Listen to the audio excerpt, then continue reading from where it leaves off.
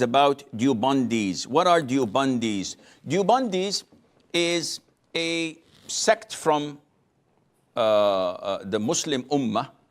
They, I think, originated in Darul Ulum in Deoband, and they had a pivotal role in countering the British conquest of India and to end their reign there. So they fought bravely against them, and they tried their level best to preserve Islam according to their knowledge by introducing their sect to the community, and it was widely spread. Now, having said that, Tablighi Jama'at usually is from the Deobandi, and this is related also to Brother Umar from Bangladesh.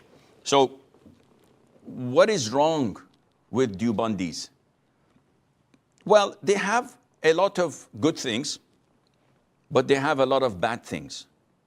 And as Muslims, our allegiance is not to a group, and it is not to a country, and surely it is not to individuals. So I would not go out of my way to express my allegiance to Imam so-and-so, or to Sheikh so-and-so, and whoever speaks ill about him, he's my enemy. And whoever my Imam or Sheikh speaks ill about, then I will take arms against him. No, no, no, no. This is not Islam. Our allegiance is totally to Allah Azza wa Jal and to His Messenger Sallallahu Alaihi Wasallam. And this is why we are like a magnet of hate when we are in the communities. Everybody hates us. Why? Because we're Muslims. So non-Muslims hate us for our commitment to our religion. We are following the Sunnah of the Prophet ﷺ. So all those who innovate in Islam and want it to be shoved in our throats, down our throats, hate us. Because we follow the Quran and the Sunnah and the favorite three generations of the Sahaba, Tabi'een, and Tabi'it Tabi'een, those who control the masses and they embezzle them and take their money by telling them, Simon says, if you don't obey, then you'll go to hell. They hate us because we come to free people, so that they only enslave themselves to Allah Azza wa Jal, no one else. So, as Muslims, we look at different sects and cults in accordance to the Quran and the Sunnah. We do not have any beef with any sect or cult just for the color of their eyes and the color of their hairs and the tone of their skins. No, we have no beef with any sect or cult just because of their language that they speak or which country they are originating from. We are Muslims.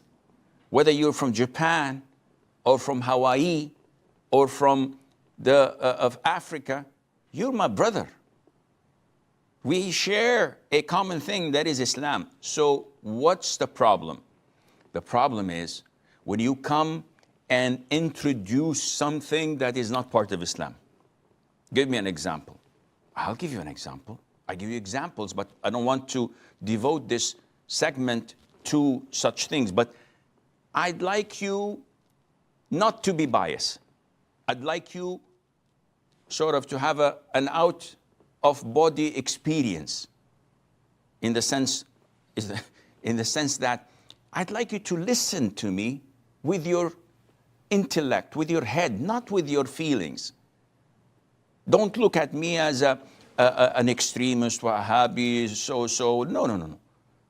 Listen to me and see if what I'm saying is logical in accordance with the Quran and Sunnah. If someone were to come and innovate in Islam, what's the ruling of innovation? It's haram. All Muslims agree that bid'ah takes people astray.